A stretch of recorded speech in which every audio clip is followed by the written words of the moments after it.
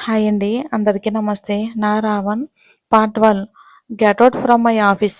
ఇంకొకసారి నీ ముఖం నాకు చూపించొద్దు అని అన్నాడు ఆకాశం. ఆఫీస్లో అందరూ అలానే చూస్తూ ఉండిపోయారు. స్వప్న వాళ్ళు మాత్రం బాగా అయ్యింది దీనికని మనసులోనే సంతోషించారు. అంత అవమానం జరిగేసరికి ఆద్యకి దుఃఖం పొంగుకొచ్చింది. కానీ అందరి ముందు ఏడవడం తనకు అస్సలు ఇష్టం ఉండదు. కనీసం ఏం జరిగిందో కూడా తెలుసుకోకుండా తనను ఇంతగా ఇన్సల్ట్ చేసిన ఆకాశ్ మీద అసహ్యం వేస్తుంది ఆద్యకి. ఇంతలో అశోక్ వచ్చాడు అక్కడికి. ఆద్యని అలా చూసి వెంటనే ఆమె దగ్గరికి పరిగెత్తాడు. అతను వచ్చేలోపే లేచి నిలబడింది ఆద్య. ఏమైంది ఆద్య అని అడిగాడు అశోకు. ఆద్య ఏం మాట్లాడలేదు. తన కన్నీళ్లను ఆపుకునే ప్రయత్నంలో ఉంది. సార్ ఏమన్నారు తనని అని అడిగాడు అశోక్ ఆకాష్ని వినయ్ని మార్చి మార్చి చూస్తూ. ఆకాష్ ఏమీ మాట్లాడలేదు. ఇంకాసేపు అక్కడే ఉంటే ఏడుస్తానేమోనని అనిపించింది ఆద్యకి. ఏం కాలేదు. ఈ విషయం మా డాడీకి చెప్పకండి ప్లీజ్ అంటూ అక్కడి నుండి వెళ్ళిపోయింది ఆద్య. ఆద్య వెళ్ళిపోగానే ఏంటి సినిమా చూస్తున్నారా, go back to your work అని అన్నాడు గద్దించినట్లుగా. అసలు వినయ్ గాడి కంటే వీడి ఓవరాక్షన్ ఏంటి, బయటికి వెళ్తే నన్ను కూడా ఏదో ఒకటి అనేలా ఉన్నాడుగా అని భయపడుతూ లోపలికి వెళ్ళిపోయాడు అశోక్. ఆకాష్ కోపంగా ఉన్నప్పుడు కదిలించడం మంచిది కాదు అని. వినయ్ కూడా సైలెంట్ గా తన క్యాబిన్ కి వెళ్ళిపోయాడు. ఆద్య తన స్కూటీ కీస్ కూడా లోపలే మర్చిపోయింది. ఫోన్ ఒకటే తన దగ్గర ఉంది. ఇక మళ్ళీ లోపలికి వెళ్ళలేక బయటికి నడిచింది. అవమానపడిన బాధ, ఆకాశ్ మీద కోపం, దాన్ని మించిన అసహ్యం. ఏం చెయ్యాలో ఎటు వెళ్లాలో తోచట్లేదు తనకి. ఎటో నడుస్తుంది. మధ్యలో పార్క్ రాగానే లోపలికి వెళ్ళి కూర్చుని అప్పటి వరకు బిగబట్టిన కన్నీళ్లను కనుల నుండి కక్కేసింది ఆద్య. బోరును విలిపించడానికి సిద్ధంగా ఉన్న గొంతుని లోపలే నొక్కేసుకుంటూ. గొంతు ఇక బీరబోయినట్లుగా ఏడుస్తుంది ఆద్య. కాసేపు గతంలోకి వెళ్ళి ఆనాటి పరిస్థితులన్నిటికీ ఈ రోజుకి బాధ్యులను చేస్తూ నాకే ఎందుకిలా జరుగుతుంది, నేనెవరికి ఏ పాపం చేశాను, ఎందరికో చావొస్తుంది, నేనింకా బ్రతికి చేసేదేముంది, దేవుడా నువ్వు నిజంగా ఉంటే ఏ యాక్సిడెంట్లోనూ నన్ను చంపేసేయ్, లేదా స్వయంగా చచ్చేంత ధైర్యాన్నైనా నాకు ప్రసాదించు అని మనసులో అనుకుంటూ పిచ్చి పట్టినట్లుగా ఏడ్చింది ఆద్య. తనెప్పుడు ఏడ్చినా మనసారా అనుకునే మాటలే ఇవి. ఎప్పుడెప్పుడు చావొస్తుందా అని అనుకుంటూ ఎదురు చూస్తున్నట్లుగా తన కళ్ళు ఏడుపును కూడా ఎదురు చూసేలా చేశాయి. కాసేపటికి కళ్ళు తుడుచుకుంది ఆద్య. ఇది తనకు కొత్తేమీ కాదు. తన జీవితంలో నవ్వులు ఎప్పుడో ముగిసిపోయాయి. కానీ అందుకు తను మాత్రమే కారణం కాదు. తన కుటుంబం మొత్తం కారణమే. అదే తనను మరింతగా కలిచివేస్తుంది. ఏం చెయ్యాలో తనకు అర్థం కావట్లేదు. తనింకా బ్రతుకుందంటే బతకాలన్న కోరికతో కాదు, ఎలా చావాలో తెలియక. అవును, జీవితం అందరికీ కొన్ని పాఠాలను నేర్పుతుంది. వాటిని జయించి ముందుకు వెళ్ళడం అందరితో అయ్యే పని కాదు కదా. ఒక్కొక్కసారి జీవితం మనకు చనిపోవడానికి 99 మార్గాలు చూపించి బ్రతకడానికి మట్టుకు ఒక్క దారిని మాత్రమే మిగిలిస్తుంది. ఇప్పుడు అదే దారిలో ఉంది ఆద్య కూడా. తన మనసులోని బాధంతా గడ్డకట్టుకుపోయి ఉంది. సముద్రమంత బాధ, అంతులేని ప్రశ్నలు. సరదాగా నవ్వుతూ సాగిపోయే తన జీవితంలో అనుకోకుండా, కాదు పగడ్బందీగా వచ్చిన తుఫాను తన మనసుని ఎంత నరకం చేసిందో. గడ్డ కట్టుకుపోయి ఉన్న తన కన్నీళ్లను ఇలా ఎప్పుడో ఒకసారి మాత్రమే బయటకు వస్తాయి. ఏడుపు పూర్తిగా నీరసించిపోయింది. ఇక నువ్వు ఎంత ఏడ్చినా మేము బయటికి రామంటూ కన్నీళ్లు మారం చేసేసరికి ఆద్య ఏడవడం ఆపేసింది. అరగంట వరకు అలాగే పరధ్యానంలో ఉండి గాఢంగా ఊపిరి తీసుకుని ఏదో నిర్ణయానికి వచ్చింది ఆద్య. మళ్ళీ వెంటనే దాంట్లో ఎన్నో అనుమానాలు తొంగి చూశాయి. వెంటనే ఫోన్ తీసి చంద్రశేఖర్కి కాల్ చేసింది. మళ్ళీ ఏదో అనుమానం వచ్చి మళ్ళీ వెంటనే ఫోన్ రింగ్ అవ్వకముందే కట్ చేసింది. ఇప్పుడు తను జాబ్ మానేస్తే చంద్రశేఖర్ ఖచ్చితంగా విషయం ఏంటనేది కనుక్కుంటాడు. అదీ కాక తను ఇక్కడ మానేస్తే మళ్ళీ ఏ బ్రాంచ్‌కి వెళ్ళాలి? ఇంకా దారే లేదు. తను ఇంటికి వెళ్ళాల్సి ఉంటుంది. కానీ అక్కడ ఉండలేదు కదా మరి ఇంటి దగ్గర. తను ఇంత దూరం వచ్చింది. తను ఆకాష్ నుండి తప్పించుకోవటానికి ఇంక దారే లేదా? లేదని అనిపిస్తుంది ఆద్యకి కూడా. ఆకాష్‌ని ఊహించుకుంటేనే ఆద్యకి కోపం కంట్రోల్ అవ్వట్లేదు. కానీ ఇక తప్పదు. తను మళ్ళీ ఆకాష్‌ని ఫేస్ చేయాల్సిందే. ఇంక గాఢంగా ఊపిరి తీసుకుని తను భరించిన వాటితో ఆకాష్‌ని పోల్చుకుని ధైర్యం తెచ్చుకుని నెమ్మదిగా కదిలింది ఆద్య. అలా నడుచుకుంటూ ఉండగానే తన ఫ్లాట్‌కి దారి తీసింది. అక్కడి నుండి చాలా దూరమే వెళ్ళింది. కాలినడకన తనకు కొత్తేమీ కాదు గనక నడుస్తూనే వెళ్ళింది. కాస్త దూరం వెళ్ళగానే చుట్టూ చెట్లు ఉన్న నిర్మానుష్య ప్రదేశం ఎదురయ్యింది తనకి. స్కూటీ మీద వెళ్తున్నప్పుడు తెలిసేది కాదు కానీ, నడుస్తున్నప్పుడు మాత్రం అక్కడ శబ్దం చేయడానికి గాలి కూడా నోరు విప్పలేదన్నట్లుగా ఉంది. అటు ఇటు అనుమానంగా చూస్తూ ఇక అలా నడవసాగింది ఆద్య. కాస్త ముందుకు వెళ్ళగానే ఒక కారు పక్కనే ఉన్న ఫ్లైఓవర్ వాల్‌కి తగిలి యాక్సిడెంట్ అయ్యుంది. వెంటనే పరిగెత్తుకుంటూ వెళ్లి చూసింది. యాక్సిడెంట్ జరిగి 10 నిమిషాల పైనే అయినట్టుంది. అందులో డ్రైవర్‌తో పాటు వెనకే మరో వ్యక్తి కూర్చొనున్నాడు. వయస్సు కాస్త పెద్దదే. తల ముందు భాగం నుండి చేతి నుండి రక్తం కారుతూ ఉంది. కారు గ్లాసులు పగిలిపోయి ఉన్నాయి. అంటే కారు వేగంగా వచ్చి తాకిందని అర్థమవుతుంది. ఇంకా కంగారుగా పల్స్ చెక్ చేసింది ఆద్య. ఇద్దరు ప్రాణాలతోనే ఉన్నారు. హమ్మయ్య! అనుకుంటూ అంబులెన్స్‌కి కాల్ చేసింది తను. కాసేపటికి అంబులెన్స్ రావటం వాళ్ళనెక్కించింది. ఆద్య కూడా వాళ్ళతో పాటే హాస్పిటల్‌కి వెళ్ళటం జరిగిపోయాయి నిమిషాల్లో. వెంటనే ఇద్దరిని ఐసీయూకి తీసుకుని వెళ్ళిపోయారు అక్కడి స్టాఫు. ఇద్దరి పరిస్థితి క్రిటికల్‌గానే ఉంది. వెంటనే ట్రీట్మెంట్ స్టార్ట్ చేయాలని చెప్పారు డాక్టర్. ఆద్య దగ్గర పర్స్ లేదు. అకౌంట్‌లో కూడా మనీ లేవు. అంతకు ముందు రోజే ఇక హాట్ క్యాష్‌ని తన ఫ్లాట్‌లోనే భద్రంగా పెట్టుకోవాలని, ఏదో అవసరం కోసమని దాచుకుంది. ఇప్పుడెలా అని ఆలోచించి తన మెడలో ఉన్న బంగారు గొలుసును తీసి రిసెప్షన్‌లో పెట్టింది.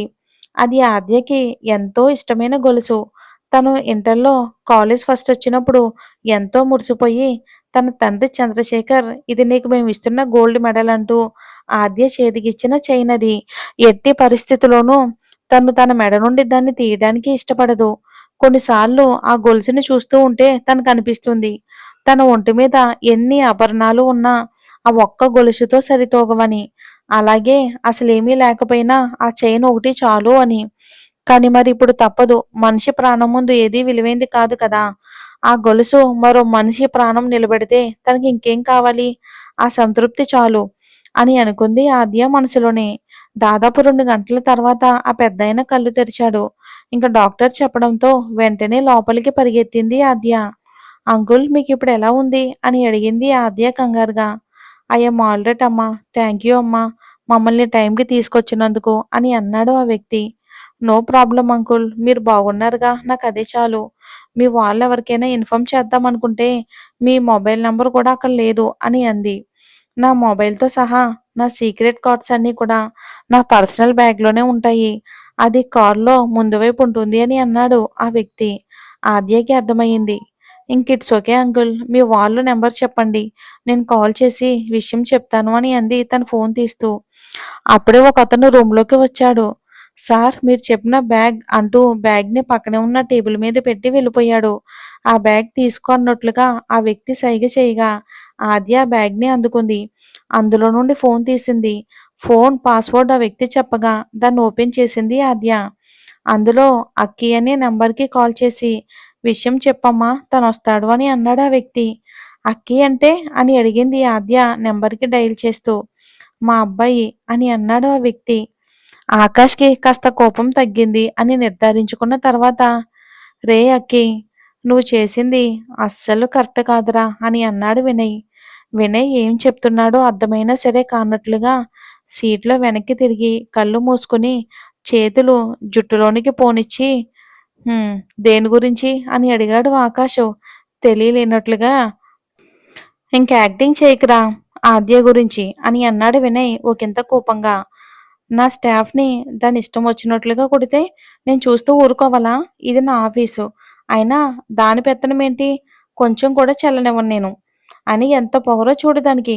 అందరి ముందు నన్ను ఎన్నేసి మాటలంది అని అన్నాడు ఆకాష్ కోపంతో పిడికిలి బిగిస్తూ. అసలెందుకు కొట్టిందో తెలుసా? అని అడిగాడు వినయ్. ఎందుకు కొట్టుంటుంది? ఒళ్ళంతా పొగరే కదా! ఆవిడ మాటలకు వాడేదో అడ్డు చెప్పుంటాడు. అంతేగా అని అన్నాడు ఆకాష్. హ్మ్. ఎందుకు కొట్టిందో తెలీదు. నీకు నువ్వుగా ఏదేదో ఊహించుకొని తనని అంతలా ఇన్సల్ట్ చేశావు అని అన్నాడు వినయ్ కోపంగా. వినయ్ కోపాన్ని చూసి సరే చెప్పరా ఎందుకు కొట్టింది అని అడిగాడు ఆకాశం. ఆకాష్ మాటలతో అక్కడి నుండే కమిన్ అని అన్నాడు వినయ్. దాంతో అపర్ణ, కావ్య ఇద్దరూ లోపలికి వచ్చారు. ఆకాష్కి ఏం అర్థం కాక వినయ్ని వాళ్ళని మార్చి మార్చి చూశాడు. చెప్పండి అని అన్నాడు వినయ్ ఆకాష్ వైపుకు చూపిస్తూ.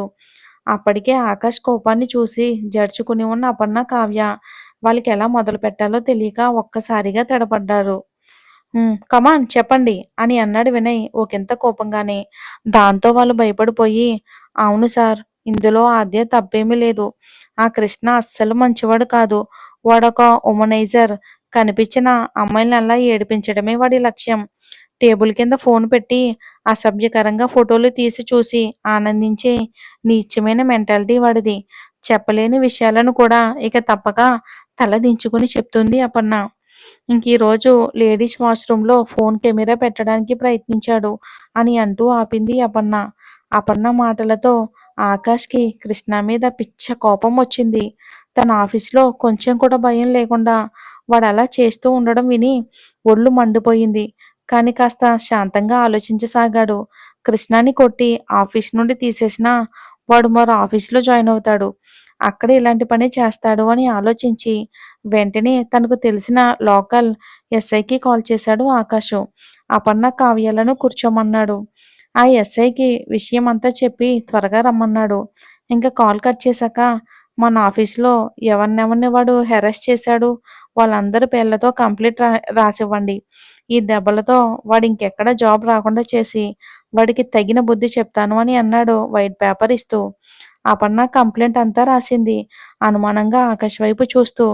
సార్, ఆద్య లేదు కదా, తన సైన్ కూడా కావాలి అని అంది అపర్ణ. తన సైన్ ఎందుకు? తను మిమ్మల్ని కాపాడడానికి వాడితో గొడవ పడింది కదా, తన్నేమీ అనలేదు కదా అని అన్నాడు ఆకాష్ బ్రొక్కుటి ముడివేసి. అది సార్, తను డైలీ మా గురించి వాడితో గొడవ పెట్టుకునేది. కానీ ఈ రోజు వాడు ఆద్యాని అంటూ ఆపి ఆకాష్ వైపు చూసింది అపర్ణ. అప్పటికే ఆకాష్ కళ్ళు అగ్నిగుండాలయ్యాయి. చెప్పు ఆద్యాని అని అడిగాడు వాయిస్ పెంచి. ఆద్యాని ఇలా చాలా ఉన్నావు అంటూ మాట్లాడ్డాడు పిచ్చి పిచ్చిగా. అది మీరు చదువుకోండి అని దగ్గరకొచ్చి ముద్దు పెట్టుకోబోయాడు అని అంది అపర్ణ భయం భయంగా. ఆ మాట విన్న మరుక్షణం ఆకాష్ అక్కడ లేడు. బిగించిన పిడికిలి బిగుసుకున్న దవడతో 2 క్షణాల్లో కృష్ణ ముందు నిలబడ్డాడు. ఏమయ్యిందో అర్థం కాక అయోమయంగా చూస్తున్న కృష్ణను పిచ్చ కోపంతో కొట్టడం మొదలుపెట్టాడు. కనీసం ఎందుకు కొడుతున్నాడో అడిగే అవకాశం కూడా ఇవ్వకుండా పిచ్చ కొట్టుడు కొట్టాడు ఆకాశం. ఇంకా ఎస్ఐ రఘునాథం వచ్చేసరికి రక్తాలు కారుతున్న కృష్ణను కొట్టి కొట్టి అలసిపోయి చెదిరిపోయిన ఇక టై బట్టలతో చెమటలు కక్కుతున్న ఆకాష్ కనిపించాడు. ముందు నుండి పరిచయం ఉండడంతో, సార్ మీరు రిలాక్స్ అవ్వండి, వీడి సంగతి నేను చూసుకుంటా అంటూ కృష్ణను లేపి కానిస్టేబుల్ వైపు విసిరేశాడు రఘునాథన్. అపర్ణాన్ని రమ్మంటూ కంప్లైంట్ లెటర్ తీసుకుని ఇక రఘునాథన్ చేతిలో పెట్టాడు ఆకాశం. అపర్ణ వైపు తిరిగి, ఆద్య పేరు అందులో అవసరం లేదు అంటూ సీరియస్గా తన క్యాబిన్లోకి వెళ్ళిపోయాడు. మరి యాక్సిడెంట్ అయ్యింది ఆకాష్ వాళ్ళ నాన్నకేనా? మరి ఏం జరుగుతుందో వచ్చే ఎపిసోడ్లో చూద్దాం. స్టోరీ ఇక్కడ నుండి ఇంకా ఇంట్రెస్టింగ్గా ఉంటుంది. Thanks for watching.